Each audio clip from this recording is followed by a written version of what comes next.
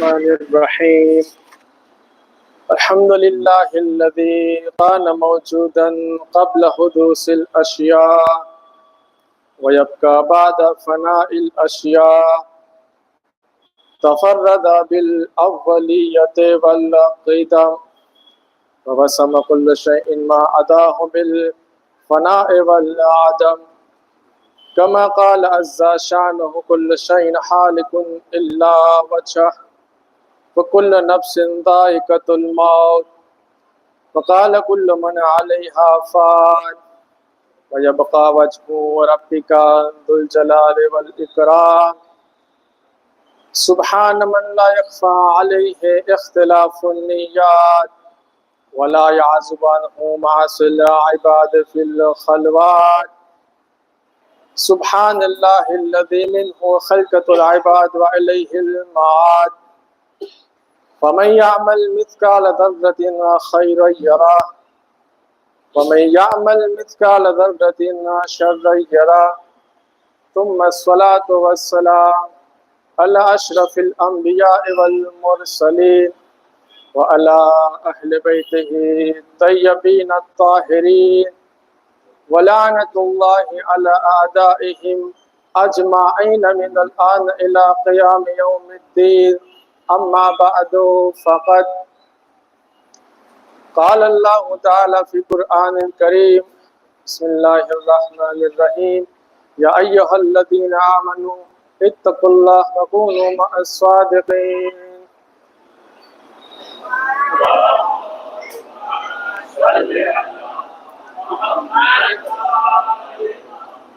સૌપ્રથમ આપ સર્વ દરેક મોમિનીન ની ખિદમતમાં અને ખુદ ગરીબને હું તકવાની વસિયતો નસીહત કરું છું. આ માહે મુહર્રમ કે જે તકવા હાસિલ કરવાનો મહિનો છે, પ્રેક્ટિસનો મહિનો છે કે ઇન્સાન વધારે ધીમે ધીમે પોતાની અંદર જે ખામીઓ છે દૂર કરી સારી આદતો અપનાવવાનો મહિનો છે, જેથી અલ્લાહની બારગાહમાં દુઆ કરી કે અલ્લાહ આપણને તૌફીક આપે કે આપણે આ માહે મુહર્રમ થકી દુનિયા આખિરતમાં કામયાબ અને કામરાન થઈએ. બિસ્મિલ્લાહિર રહેમાનિર રહીમ વલ અસ્ર ઇન્નલ ઇન્સાન લફી ખુસ્ર ઇલ્લા અલ્લઝીના આમનુ વ અમિલુસ સાલિહાત વ તવાસૌ બિલ હક્ક વ તવાસૌ બિસ સબ્ર.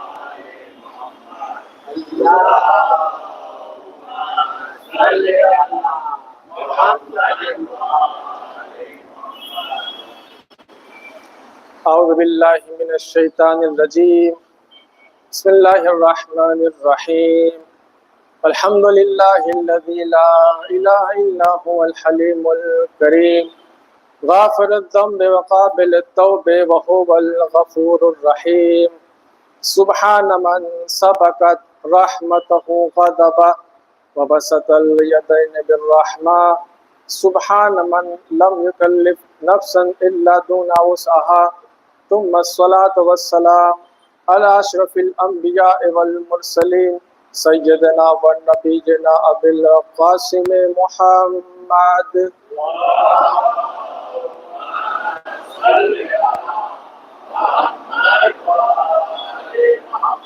اللهم صل على إمام المسلمين وقائد غر المحجلين أمير المؤمنين علي بن أبي طالب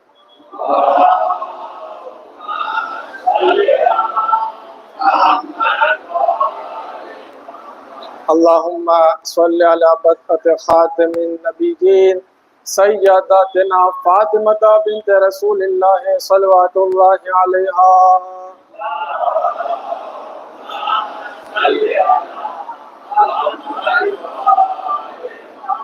اللهم صل على حسن المجتبى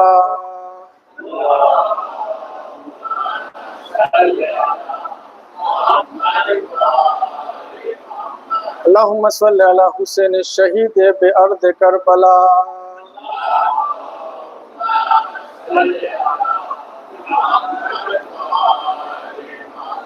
वाली इब्न हुसैन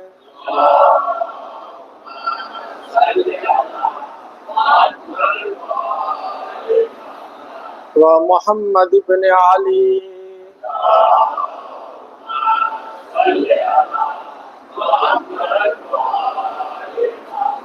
व जाफर इब्न मुहम्मद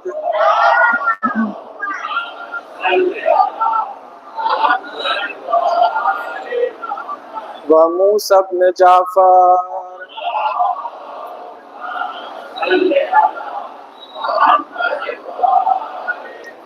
व अली इब्न मूसा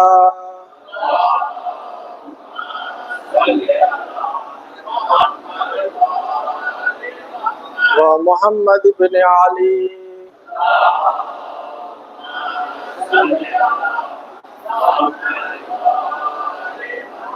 व अली इब्न मुहम्मद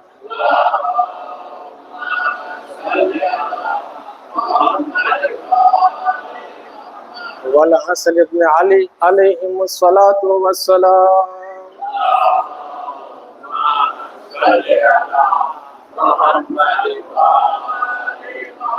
अल्लाहुम्मा सल्लि अला मौलाना साहिबिज़ ज़मान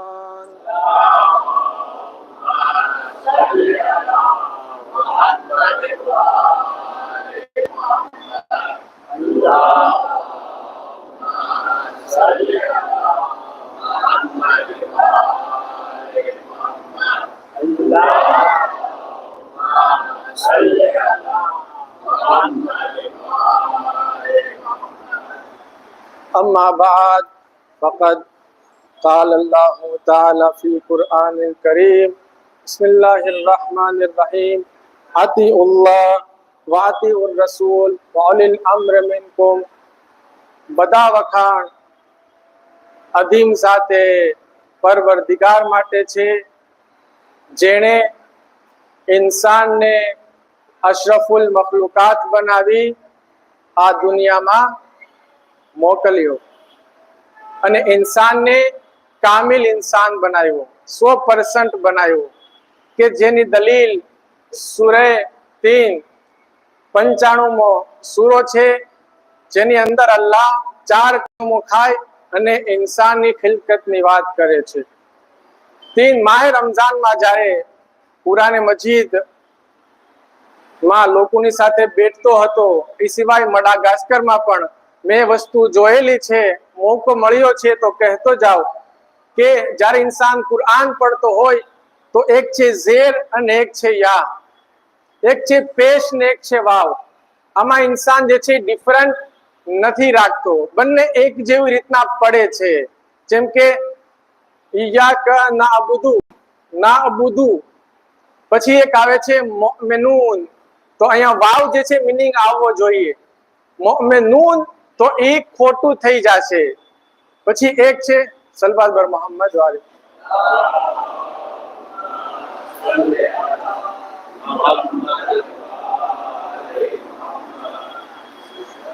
અલ્લાહ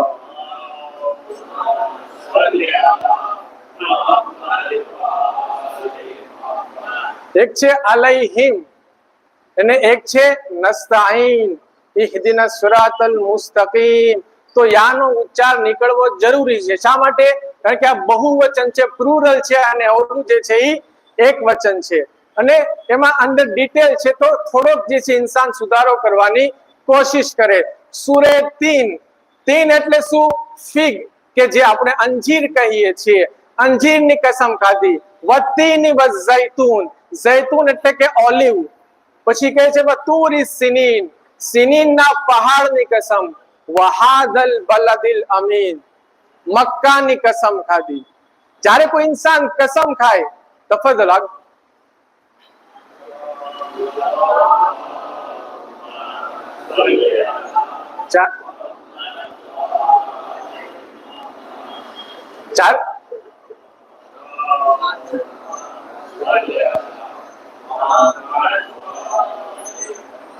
જ્યારે કોઈ ઇન્સાન કસમ ખાય છે તો બે વસ્તુ હોય છે કે અગર હું જૂઠો હોઉં, મારે મારી વસ્તી સાબુત કરવા માટે હું શું કરીશ?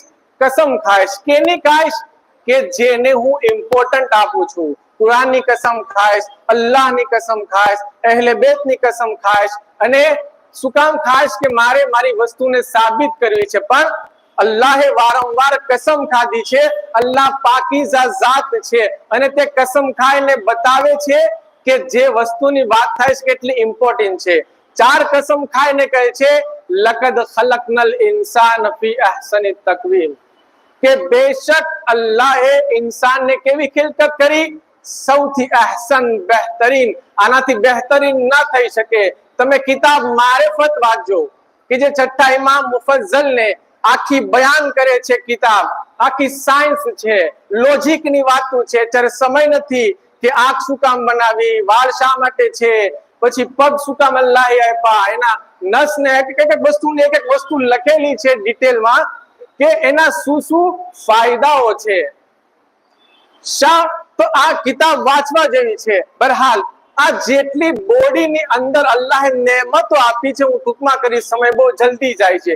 એ નેમતમાંથી એક નેમત છે આંસુ. આંસુ એવી અધીન નેમત છે કે જે મોતી કરતા પણ કિંમતી છે. શું દલીલ છે? તમને ખ્યાલ હોય તો ટેસ્ટ ટ્યુબ કે જે સાયન્ટિસ્ટ રિસર્ચ કરતા હોય તો એ પોતે રિસર્ચ કરે છે કે ઘણા બધા મિક્રોબ, ઘણા બધા કીટાણુઓને અંદર નાખી 3 આંસુના ટીપા નાખે છે.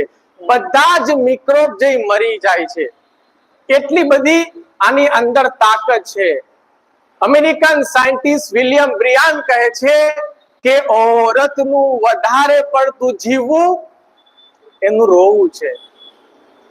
કહે છે કે ઇન્સાન જેન્ટ્સ છે એ પણ ક્યારેક ક્યારેક રોવે અગર ટેન્શનમાં હોય. રોવાથી શું થાય? ટેન્શન દૂર થઈ જાય, ડિપ્રેશન દૂર થઈ જાય. ઇન્સાનને વધારે પડતું જ્યારે મગજમાં ભાર આવે થોડુંક રોઈ લે જેથી ઇન્સાનને સુકૂન મળી જાય. આ સાયન્ટિસ્ટ નું કહેવું છે. તો કેટલા બધા ફાયદા છે. ને છઠ્ઠા ઇમામ મારિફતના મુફઝ્ઝલ ને એક વાત બયાન કરે છે કે જ્યારે નાનું બચ્ચું રોવે છે તો એનો ફાયદો એ છે કે જે મગજમાં જે લિક્વિડ હોય છે કે જે મગજને નુકસાન કરે છે એ ધીમે ધીમે રોવાથી નીકળી જાય છે. રોવાના ઘણા બધા ફાયદાઓ છે. એક રોવાના જિસ્માની ફાયદા છે. અને અગર ઇન્સાન ઈ જ રોવું ઇમામ હુસેનના ગમમાં રોવે તો એનો કેટલી બધી ઇમ્પોર્ટન્ટ છે, કેટલો બધો ફાયદો છે. ઇમામે જાફર સાદિક અલૈહિસ્સલાતુ વસ્સલામ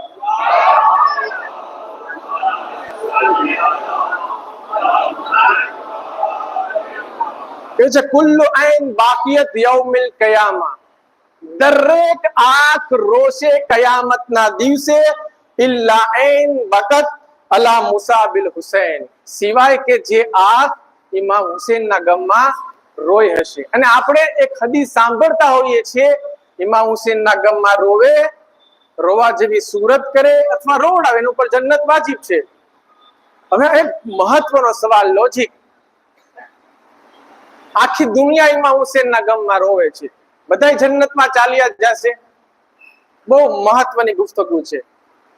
ઈસાઈ જે છે ઇમામ હુસૈનના ગમમાં રોવે છે, ઘણા હિન્દુ લોકો ઇમામ હુસૈનના ગમમાં રોવે છે, બીજા ગેર શિયા લોકો ઇમામ હુસૈનના ગમમાં રોવે છે. બધા જન્નતમાં ચાલ્યા જશે. તમને ખ્યાલ નહીં હશે, કદાચ સાંભળેલું હશે કે જ્યારે દુશ્મન ખેમા લૂંટતા હતા, લૂંટતા લૂંટતા રોતા હતા. તો અજબ થાય છે. અને બીબી પૂછે છે કે શા માટે લૂંટો છો ને શું કામ રોવો છો? તો કે અમે તમને અહેલે બેતની ઔલાદ, રસૂલે ખુદાની ઔલાદ માનીએ છીએ, તમે અહેલે હરમ છો એટલા માટે અમે રોઈએ છીએ. તો કે તમને ખબર છે અહેલે બેતની અમે નસ્લમાંથી છીએ, તો શું કામ તમે લૂંટો છો? તો શું કહે છે ખબર? અગર હું નહીં લૂંટીશ તો બીજું આવી લૂંટીને ચાલ્યો જશે. આ રોવું તેને કામ લાગશે? ક્યું રોવું કામ લાગશે? ઇમામ હુસૈનના ગમમાં રોવાથી જન્નત છે, પરંતુ ક્યું રોવું જન્નત છે? એનું નામ છે મોવદ્દત. આ બહુ જરૂરી છે. વારંવાર હું આ જુમલો જે તે કહેતો હોઉં છું કે મોવદ્દત વગર ઇન્સાનનું રોવું ઇન્સાનને કામ નહીં આવે. મોવદ્દત એટલે શું? ટૂંકમાં ઇતાઅત ને મોહબ્બત ને જ્યારે ભેગા કરીએ ત્યારે મોવદ્દત બને છે. બીજા ધર્મના લોકો જ્યારે ઇમામ હુસેન પર રોવે છે એનો ફાયદો દુનિયામાં થશે, આખિરતમાં કદાચ અજાબ ઓછો થઈ જશે, પણ જન્નત નહીં મળે. જન્નત કોને મળશે? કે જે અહેલે બેતના ચાહવા વાળા છે. જન્નત કોને મળશે? કે જે અહેલે બેતની ઇતાઅત કરે છે. ઇતાઅત કેવી ઇતાઅત કરવી જોઈએ? ઇતાઅત કોને કહેવાય? માલિકે અશ્તર જ્યારે જંગે સિફીનમાં લડવા જાય છે, કેવી જંગ કરે છે? મહાકિમે શામની પાસે પહોંચી ગયા, ઇમામનો હુકમ આવે છે, માલિકને કહો કે જંગ રોકવામાં આવે. ઇસી મિનિટે માલિક તલવારને રોકી દે છે. ચાહત તો બાતિલને નાબૂદ કરી શકતા હતા, પરંતુ ઇમામનો હુકમ આ છે ઇતાઅત. કાલે તમે બધા લોકોએ અલમ મુબારક માશાઅલ્લાહ અલ્હમ્દુલિલ્લાહ જેને ભાગ લીધો છે આમાં અલ્લાહ બધાને સલામત રાખે. આ અલમ મુબારક નો જે પ્રોગ્રામ હતો કે જેમાં આપણે કેનો જિક્ર કરીએ છીએ? હઝરત અબ્બાસ નો, કે જે આગાએ કર્યો હતો. એ મારે એક જ વાક્યો બયાન કરવો છે કે હઝરત અબ્બાસ કેટલા મોટી અને ફરવા બરદાર હતા. જ્યારે જનાબે ઝૈનબ જોવે છે, ઇતાઅત શું છે? જ્યારે જનાબે ઝૈનબ જોવે છે કે ભાઈ અબ્બાસના આંખ જે છે એકદમ લાલ થઈ ગઈ છે, કહે છે ભાઈ અબ્બાસ મારી સામું જો. અબ્બાસ શું કરે છે? માં ઉમ્મુલ બનીનની સામું જોવે છે.